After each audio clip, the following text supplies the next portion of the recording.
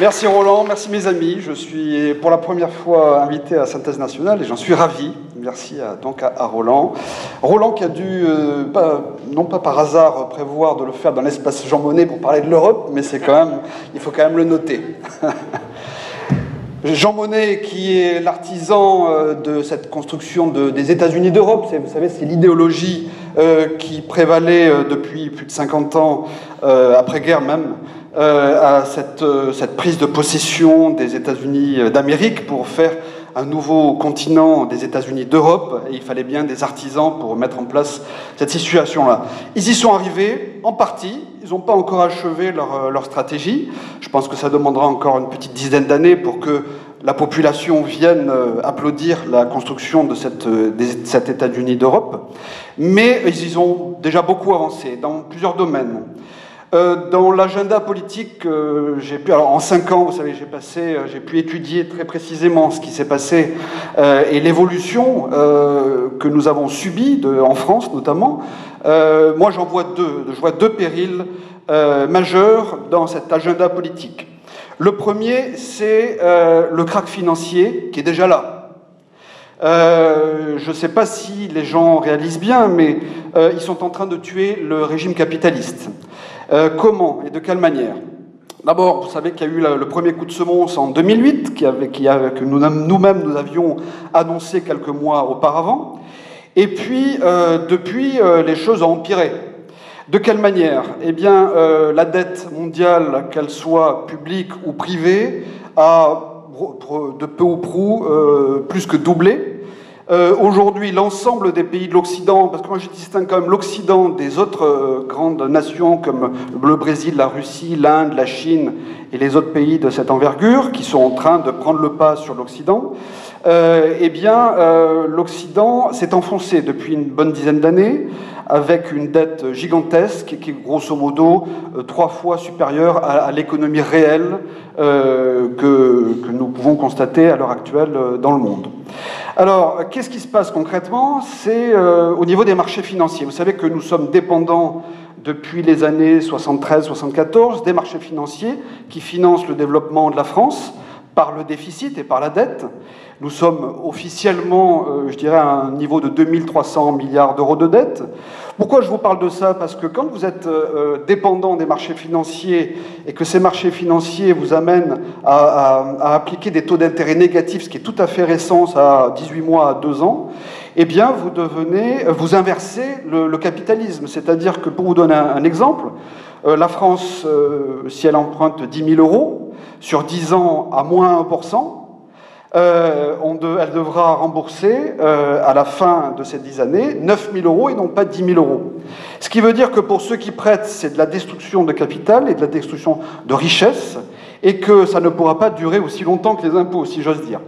Ça, c'est le premier péril, et c'est pour ça que le krach financier qui est en train d'arriver, puisque probablement en 2020, les États-Unis seront en récession, et puis bien entendu l'Europe suivra, avec un effondrement de 50% du commerce mondial, au niveau des échanges internationaux, avec le risque du Brexit, si toutefois il a lieu un jour en Europe, avec les tensions commerciales qui se passent entre la Chine et les États-Unis, avec la guerre économique des États-Unis contre le monde entier, notamment avec ce qui se passe en Iran, où ils continuent à faire du business, les États-Unis continuent à faire du business en Iran, en condamnant toutes les autres nations européennes d'en faire, avec des risques de sanctions contre ces États. C'est ce qui s'est passé notamment par rapport à la France.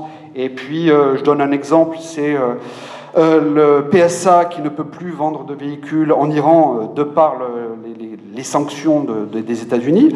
Donc vous voyez ce climat général qui fait qu'on arrive au bout du bout.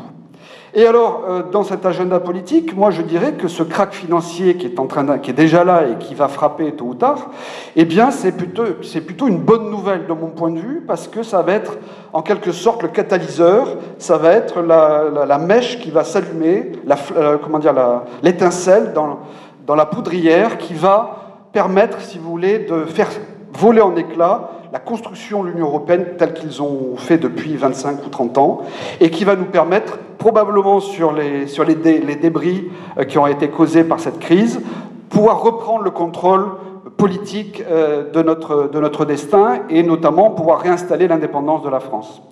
Le deuxième péril que j'ai constaté, moi, et tout ça est très récent, ce dont je vous parle, hein, c'est le pacte de Marrakech. Le pacte de Marrakech, M. Renaud Camus a théorisé sur le grand remplacement, mais il n'y a pas besoin de théoriser, il suffit de voir les réalités. Les réalités, c'est que le pacte de Marrakech, c'est l'aboutissement de 20 ans de construction d'un plan de l'ONU qui avait commis un rapport dans les années 2000 qui s'appelle tout simplement le pacte de l'ONU, le plan de l'ONU, pardon, pour remplacer les populations vieillissantes avec une démographie déclinante, et pour ça il faut remplacer cette population par des importations et dans des grandes migrations extra-européennes. Vous savez qu'en Europe, nous sommes 500 millions d'Européens. J'exclus bien entendu la Russie, puisque de mon point de vue, la Russie devrait faire partie du continent européen, mais politiquement, ce n'est pas le cas. Et donc, à partir de là, il y a 160 millions de migrants dans les 25, d'après le plan de l'ONU, hein, dans les 25 ans qui viennent, qui devraient rentrer en Europe. Voilà, extra-européens. Tout à l'heure, Ernest en a parlé, notamment de l'Afrique, avec les grandes démographies, puisque l'UNICEF prévoit d'ici 2050 un doublement des populations africaines. Ils sont à peu près 1,3 milliard. L'UNICEF évalue en 2050 2,5 milliards. Avec le réchauffement climatique, avec le vote qui a été passé l'année dernière sur l'asile climatique, ça c'est maintenant officiel. Il suffira qu'il y ait une grande, pénurie ou une grande famine ou un grand réchauffement climatique extraordinaire en Afrique pour qu'un exode s'organise pour venir en Europe. 160 millions, c'est un tiers de la population européenne dans les 25 ans qui risque d'être remplacée. Voilà la réalité, au nom du vieillissement et de la démographie. Voilà le deuxième grand péril. Alors, je hiérarchise, si vous voulez, ces deux périls. C'est le premier, le plus urgent, c'est celui qui va arriver avec le krach financier, qui, quelque part, va être très positif. Je voudrais vraiment vous en convaincre. Et le deuxième, c'est effectivement, chronologiquement, c'est le péril de la submersion migratoire organisée, voulue par tous les dirigeants de l'Union européenne et les dirigeants des pays de l'Union européenne, avec bien entendu Macron qui a signé le pacte de Marrakech au mois de décembre dernier, et puis Juncker, et la nouvelle qui est en train d'arriver, donc retenez les deux noms que je vais vous citer parce que c'est nos prochains bourreaux, c'est Ursula von der Leyen qui va être la prochaine présidente de la Commission européenne, et la fameuse Madame Lagarde, ancienne ministre de l'économie française, on a vu les résultats, dirigeante du FMI et maintenant future présidente de la Banque centrale européenne. Donc nos deux institutions qui nous imposent ce diktat européen, où la France n'est plus la France. Alors voilà un petit peu le calendrier qui se présente devant nous. On pourrait reparler du passé, il ne faut pas trop s'attarder non plus. Qu'est-ce qui va nous arriver ? Moi, je vous dis de faire très attention à cette crise financière maintenant que vous le savez qu'elle arrive. C'est-à-dire que, sachez-le, votre argent ne vous appartient déjà plus.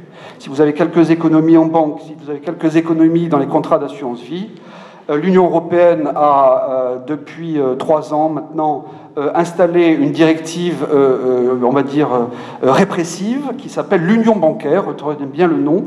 L'Union bancaire, c'est la directive qui va autoriser les institutions, les autorités françaises, notamment le gouverneur de la Banque de France, à appuyer sur le bouton pour vous empêcher de retirer votre argent des banques, et puis qui ensuite va prélever sur les comptes bancaires pour pouvoir renflouer justement les faillites des banques et renflouer le capital des banques qui sont en péril aujourd'hui.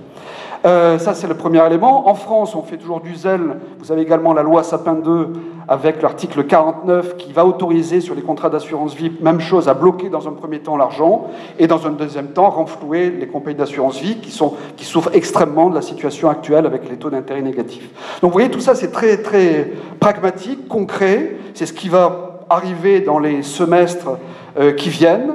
C'est très difficile de déterminer un calendrier d'un crack. Je l'avais réussi en 2008, mais pas, là c'est beaucoup plus difficile. En tout cas, ce qui est certain, c'est qu'il va arriver. La question, c'est quand.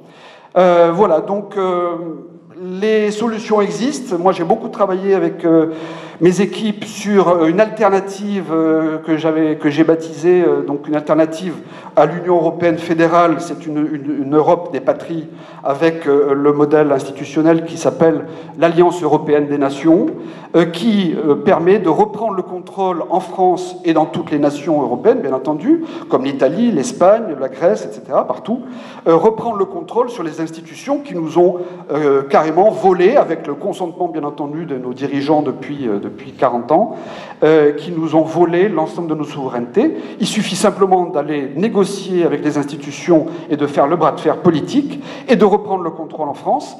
Et à ce moment-là, nous pourrons redresser et reconstruire pour avoir une France indépendante.